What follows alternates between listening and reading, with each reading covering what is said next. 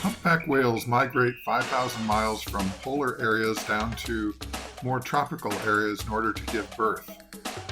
Then they nurse the babies for a while and head up to the polar areas again. In the meantime, the babies drinking 130 gallons a day of the richest milk on Earth and have plenty of energy as they build up their muscles and get ready for the 5,000 mile migration. We get to play with the babies while they're full of energy. Hello and welcome to the Sailing My Magic channel. My name is Duke and I am solo sailing Magic, my 2015 Lagoon catamaran, around the world. Join me for the adventures and experiences of my travels. While sailing around the world, I run into like-minded people. We're all going the general same direction, but not at the same time and not the same routes, but we do run into each other repeatedly, and these are all people with adventure in their heart. So when we get together, it's always a good time. We have some little social events. We also do some things together, and we are all sailing boats, so we have something to talk about when we do get together. It's a very interesting group and an interesting dynamic. Please click on like and subscribe. It's free and it helps me a lot. Thank you. The thing about whales is they have bones in their flippers and tails. Even though it looks like they're very rubbery, there's actually hand-type bones in there. And you might think, oh, if you get touched by their hand, oh, that would be cute. But their little finger bone is like the size of our thigh bone. You could easily get your arm broken if you get tapped by a whale. And the other thing is this baby whale here, it might be close to newborn. Newborn whale is 1.5 tons. That's like the size of a truck. And they quickly grow much bigger than that, so they're the size of a semi. You know, you don't want to get hit by a semi. That's not a good life experience. But these crazy sailors will get out there and swim right up to these whales and have fun with them. Let me give you an example of sailor spirit. The boat Dance Me, which in a previous video I covered how they had been dismasted 35 miles off the coast of Davao, ended up sailing their boat up to Fiji with whisper pole being used as a temporary mast.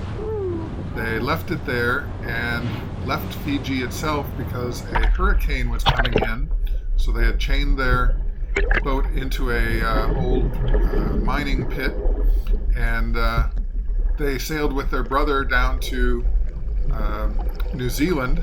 I met them again, and they were going back up once the hurricane has passed to pick up a new mast and install it on their boat and continue onward with their journey. Now that's some adventure and some gumption. I had a couple of crazy things happen along the way. I know for me, when I was up near Saguaro, I was sailing near the entrance to the national park there, the marine park, and there was some illegal fishing going on.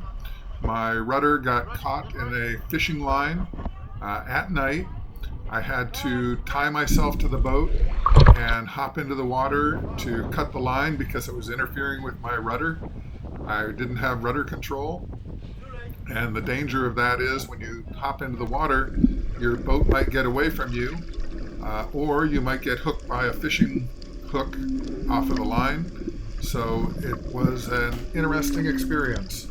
I'm reminded of that saying that is often attributed as a curse, and that is, may you live in interesting time. These sailors that are out here, they will hike through a jungle, no problem. Explore ruins from the 1700s, sure. Go through a old pearl farm, absolutely. So what's to intimidate them about an animal that's thousands of times bigger than them? Sure, man, let's go swimming and diving, especially if there's some rum, wine, or beer at the end of the trail. The huge male escorts are twice as big as the mothers, and the mothers are several times bigger than the babies. So when you have a huge male escort coming in next to you, it's like looking at a wall of flesh there. It's amazing. And you notice that the baby whales come right up to you. I almost think they're trying to play chicken, but the reality is these are newborns. These are like toddlers. They don't know anything at all. They don't know that they could hurt you. They don't know if you're dangerous. Now, the mother's keeping an eye on them, but you have to be aware that if they give you a good smack of the tail, you're going to be dead. So it's up to you to keep an eye on them and get the heck out of the way when they do some of their fancy maneuvering. So these sailors getting up here and getting some video of the whale close up, they're really paying attention to what's going on and how close they can get and what the animal's doing if it's going their way. Because you notice in some of these, the people that are swimming just scatter when the whale comes towards them. When you're swimming next to a humpback whale, you have to be aware that they're known for their vigorous surface behaviors. They like breaching, spinning, head and tail slapping, and they're roquals, which means that they are lunge feeders. Now, fortunately, they don't have teeth like we think of them. They have baleen, which are more like heavy bits of air that strain out the krill, and they're filter feeders.